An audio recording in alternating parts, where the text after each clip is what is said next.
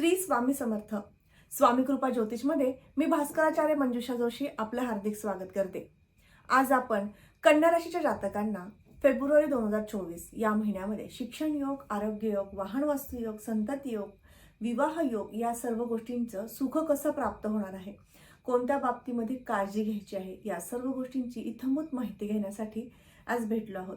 चला तर मग माहितीला सुरुवात करण्यापूर्वी आपल्या सर्वांना विनंतीपूर्वक सांगू इच्छिते की आजचा हा व्हिडिओ तुम्ही सुरुवातीपासून शेवटपर्यंत श्रवण करावा. व्हिडिओ आवडल्यास नक्कीच व्हिडिओला लाईक करा, जास्तीत जास्त मित्रमंडळी, नातेवाईकांना शेअर करा आणि याचबरोबर तुम्ही आपल्या चॅनलवर नवीन असाल तर नक्की चॅनलला सबस्क्राईब करा. आज आपण माहिती घेत आहोत कन्या राशीच्या जातकांना संपूर्ण 2024 हा महिना कसा राहणार आहे.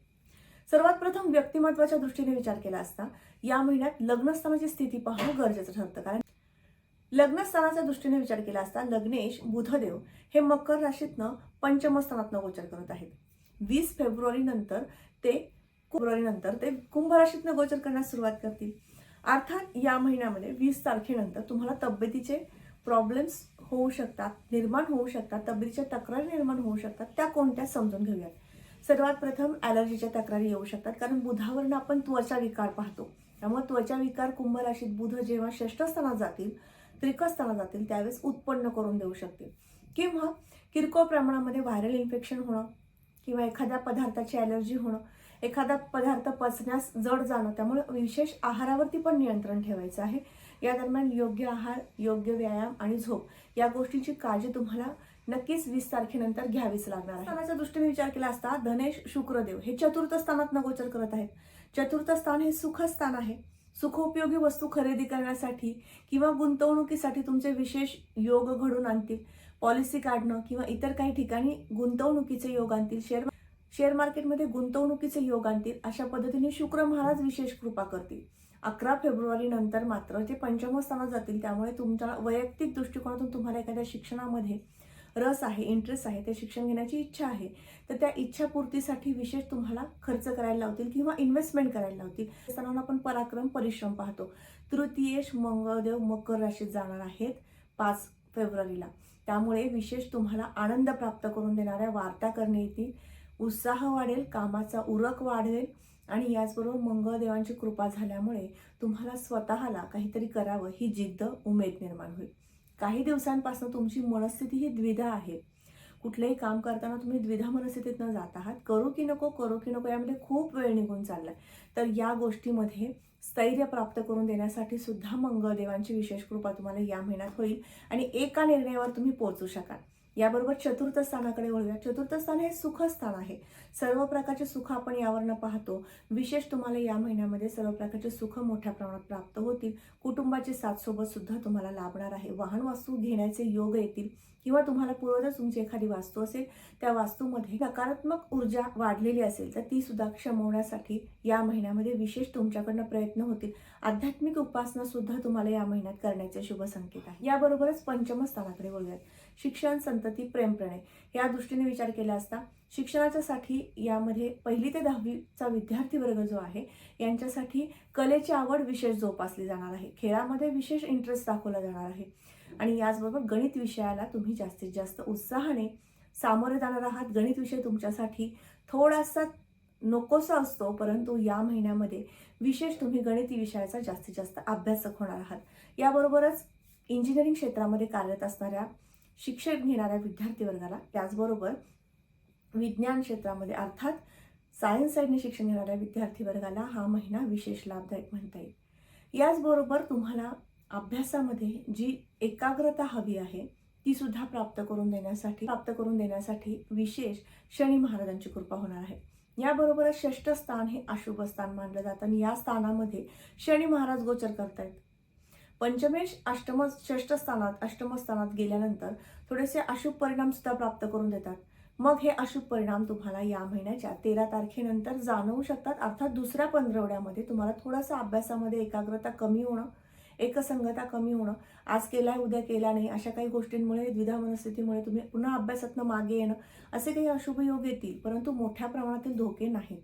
याबरोबरच स्पर्धात्मक परीक्षेची तयारी करताय तर त्या वर्गाला सुद्धा हा महिना विशेष लाभदायक म्हणता येईल. एकाग्रता वाढेल, उत्साह वाढेल, अभ्यासासाठीचा जो वेळ तुम्ही ठराविक देता त्या वेळेमध्ये जास्त नियोजन सुद्धा तुम्ही करू शकता. एक्स्ट्राचा अभ्यास करण्यासाठी तुमच्याकडनं मानसिक तयारी होऊ शकते, असे शुभ संकेत आहेत. याबरोबरच संततीच्या दृष्टीने विचार केला असता हा महिना मध्यम स्वरूपात संतती सौख्य प्राप्त करून देणारा ठरणार आहे. याबरोबरच प्रेम प्रणयाच्या दृष्टीने विचार केला असता पंचमेश षष्ठ स्थानात, याबरोबरच शुक्रदेव धनु राशीतनं गोचर करत आहे. त्यामुळे तुमचा स्वतःचा स्वभाव हा आनंदी, उत्साही, त्याचबरोबर रसिक असा तयार होऊ शकतो किंवा असा स्वभाव तुमचा आहे. मकर राशीमधनं जेव्हा शनी शुक्रदेव गोचर करण्यास सुरुवात करतील त्यावेळेस विशेष तुमचा आनंददायी स्वभाव असेल, रसिक स्वभाव तयार होईल आणि त्यामुळे जास्तीत जास्त तुमच्या प्रियकर प्रेयसीला तुम्ही वेळ देऊ शकणार आहात, आनंद देऊ शकणार आहात. त्यांचे सुखदुःखे जाणून घेणं, त्यांच्या आवडीनिवडी जोपासणं यामध्ये तुम्ही जास्तीत जास्त व्यस्त राहणार आहात. त्याबरोबरच तुम्हाला आनंददायी वार्ता सुद्धा तुमच्याकडे पडू शकतील तुमच्या संततीकडनं. म्हणजेच पालक म्हणून तुम्ही तुमच्या संततीकडनं काही गोष्टीसाठी अपेक्षित असता. तुमचा स्वभाव आहे तो की एखाद्या गोष्टीबद्दल अपेक्षा निर्माण करणं, एखादी गोष्ट अपेक्षित व्हावी असं वाटणं, तर तो तुमचा स्वभाव आणि त्याच्यावरती उत्तर तुमच्या संततीकडनं विशेष प्राप्त करून घेऊ शकाल. कारण तुमच्या संततीकडनं तुम्हाला आनंददायी वार्ता प्राप्त करून देण्यासाठीचे शुभ संकेत या संपूर्ण महिन्याभरात आहेत. षष्ठ स्थानाकडे बोलूया. षष्ठ स्थानावरनं रोग, हितशत्रूंचा त्रास पाहतो. हितशत्रूंचा त्रास तुम्हाला या महिन्याभरात होणार नाही, कारण शनी महाराज हे स्वतः षष्ठ स्थानात आहेत. रिपू स्थान हे शनी महाराजांचं स्वतःचं स्थान आहे आणि त्या ठिकाणी जेव्हा शनी महाराज येतात त्यावेळेस हितशत्रूंचा त्रास निर्माण होत नाही. स्वतः कष्टातनं तुम्ही पुढे जाणारं व्यक्तिमत्व असता. तुम्हाला कलेची आवड असते, संगीताची आवड असते, वाचनाची आवड असते आणि या सगळ्या माध्यमातून तुम्ही बरेचशी मित्रमंडळी निर्माण करता. तुमच्या भोवताली मोठं असं सर्कल असतं आणि त्यामध्ये तुम्ही रममान सुद्धा होता. तर याच गोष्टीचा तुम्हाला अतिशय मोठ्या प्रमाणात आनंद प्राप्त करून देण्यासाठी हा महिना विशेष म्हणता येईल.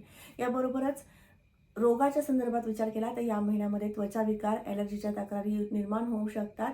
याचबरोबर षष्ठ स्थानामधील कुंभ रास, त्यामुळे गुडघेदुखी, सांधेदुखीचे विकार किरकोळ प्रमाणात निर्माण होऊ शकतात किंवा असतील तर ते उद्भवू शकतात. त्यामुळे विशेष काळजी घ्यायची आहे.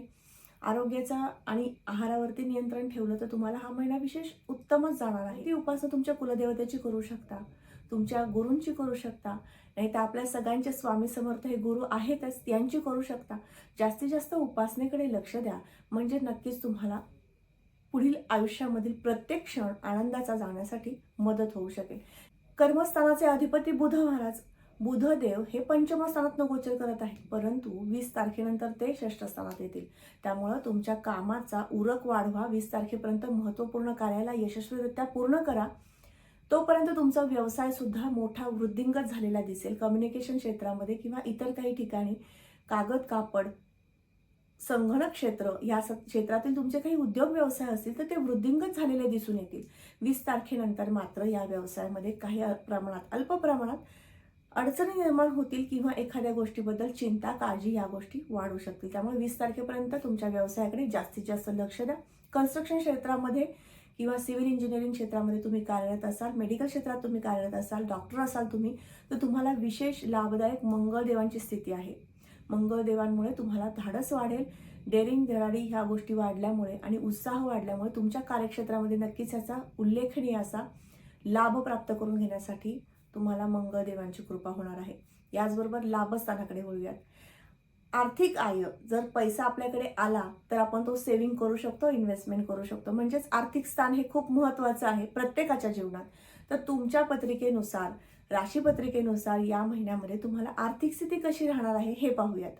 आय स्थानामध्ये चंद्रदेवांची रास, या स्थानावरती रविदेवांचं सप्तमदृष्टी आणि मंगळदेवांची अष्टमदृष्टी येत आहे. त्यामुळे या महिन्यामध्ये तुम्हाला कार्यातनं, विशेष कार्यातनं मोठ्या प्रमाणात लाभ घडून येतील. देवांची त्या स्थानावर दृष्टी आल्यामुळे तुम्हाला विशेष लाभ प्राप्तीकडे तुम्ही घेऊन जाणारी वाटचाल सुरू करून देण्याचे कार्य मंगळदेव करणार आहे. त्या स्थानावर दृष्टी आल्यामुळे तुम्हाला विशेष लाभ प्राप्तीकडे तुम्ही घेऊन जाणारी वाटचाल सुरू करून देण्याचे कार्य मंगळदेव करणार आहे. त्यामुळे लाभाची स्थिती अतिशय उत्तम राहणार आहे. खर्चाचा योग मोठ्या प्रमाणात नाही, किरकोळ प्रमाणामध्ये खर्च होऊ शकतो. इन्व्हेस्टमेंटसाठी सुद्धा खर्च म्हणता येईल किंवा इन्व्हेस्टमेंट, गुंतवणुकीसाठी तुमचा पैसा खर्च होऊ शकतो. याचबरोबर आता आपण उपासनेकडे बोलूयात. कारण उपासनेची जोड दिली तर नक्कीच आध्यात्मिक प्रगती घडून येईल, कोणत्याही कार्यामध्ये यश संपादन होईल.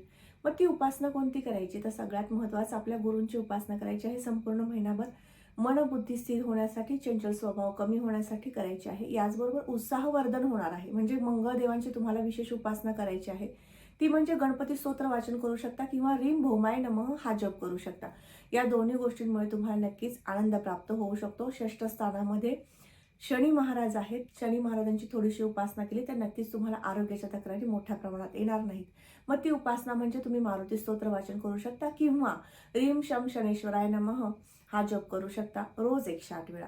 तर आज आपण कन्या राशीच्या जातकांना संपूर्ण फेब्रुवारी हा महिना कसा जाणार आहे याबाबत माहिती घेतली. तर आजचा हा महत्त्वपूर्ण व्हिडिओ तुम्हाला कसा वाटला नक्की कमेंट करून सांगा. कमेंटमध्ये श्री स्वामी समर्थ लिहिण्यास विसरू नका.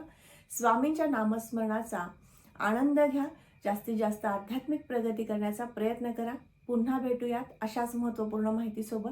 तोपर्यंत तुमच्या दैनंदिन जीवनशैलीत व्यतीत करताना काही अडचणी आहेत, समस्या आहेत, त्यावर मार्गदर्शनाची आवश्यकता वाटते तर नक्की तुम्ही मला संपर्क करू शकता. माझा संपर्क क्रमांक मी या व्हिडिओच्या डिस्क्रिप्शन बॉक्समध्ये तसंच स्क्रीनवर सुद्धा शेअर करत आहे. पुन्हा भेटूयात अशाच महत्त्वपूर्ण माहितीसोबत. तोपर्यंत आपली रजा घेते. श्री स्वामी समर्थ. जय जय स्वामी समर्थ. रामकृष्ण हरी.